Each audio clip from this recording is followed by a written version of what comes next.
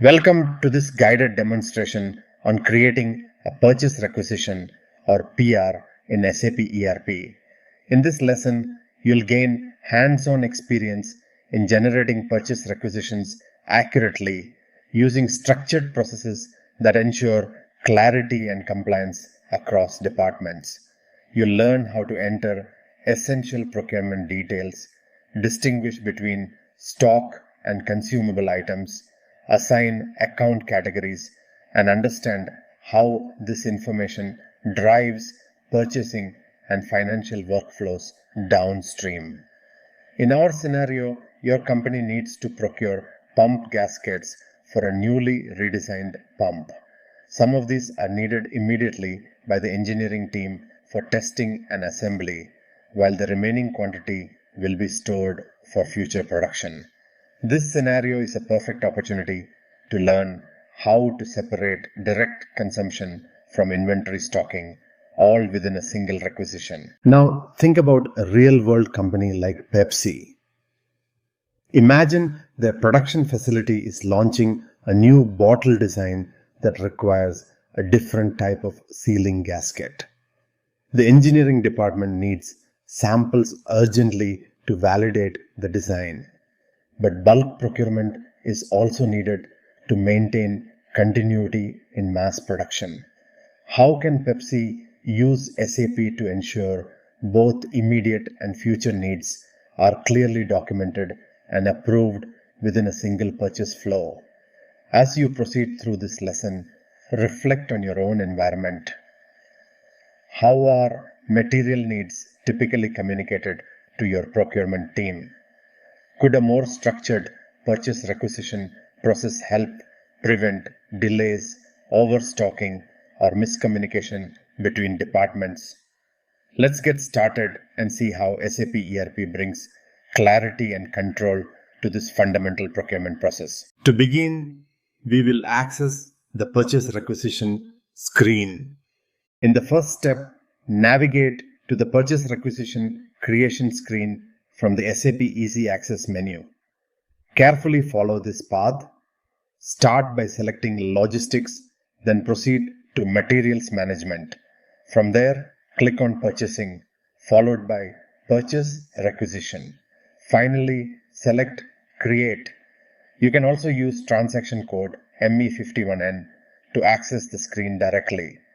Now, let us start by entering details for the first item. We are now on the Create Purchase Requisition screen. In the Item Overview section, enter the following important details for the stock item.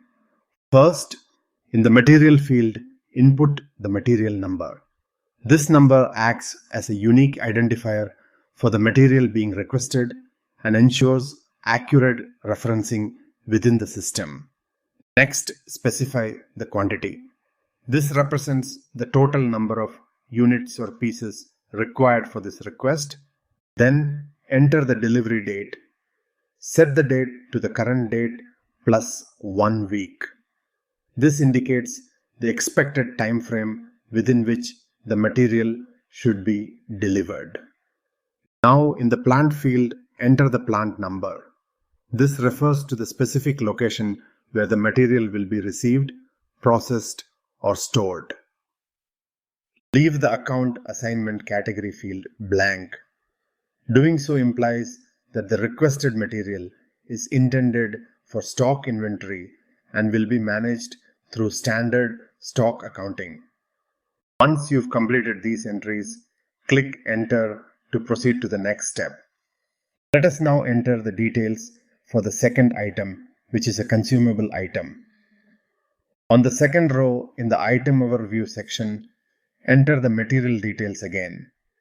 In the Material field, input the same material number used for the first item to indicate that it is the same material. Then enter the quantity required. This again reflects the number of pieces needed. For the delivery date, set it to the current date plus 1 week to align with the expected delivery timelines. In the plant field, input the relevant plant code where the material will be delivered and consumed. Next, In the account assignment category, enter K. This value indicates that the material is considered consumable and will be directly charged to an expense account rather than being managed through stock inventory. Click Enter to proceed to the next section. Now we will enter additional account assignment details specifically for the consumable item. Navigate to the Account Assignment tab for the second item only. Begin by verifying that the account assignment category is set to K, indicating this item is a non-stock material and will be expensed. Next, review or enter the GL account number. This refers to the general ledger account responsible for recording financial transactions related to this material's procurement. Then, specify the cost center. Enter the appropriate cost center that identifies the department or function within your organization that will bear the cost of this material. After reviewing all entries for accuracy, click Enter to continue. Let's now review and save the purchase requisition. Carefully review both line items to ensure all information is correct and properly entered. The first item has a blank account assignment category, which confirms it is being procured as a stock item. The second item has account assignment category K, confirming it is a consumable material charged to a cost center. Click Save to create the purchase requisition. Once the requisition is successfully saved, the system will generate a unique purchase requisition number. Take note of this number, which will be displayed in the status bar at the bottom of the screen. It is essential for tracking and processing the request in subsequent steps. To complete the process, click Exit to return to the SAP EC Access screen. This concludes the demonstration of how to create a purchase requisition in SAP ERP, including the setup for both stock and consumable items. Well done!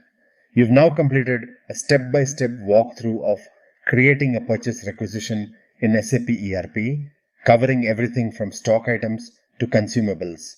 You've learned how to input materials, define quantities, assign account categories, set delivery expectations, and verify financial responsibility by linking cost centers and GL accounts. More importantly, you now understand the significance of these details, not just as data fields, but as critical elements that impact procurement accuracy, cost tracking, inventory flow, and interdepartmental coordination. Think again about Pepsi. With facilities operating globally, a simple delay or confusion in a PR can impact a marketing campaign, a product launch, or a bottling plant's schedule.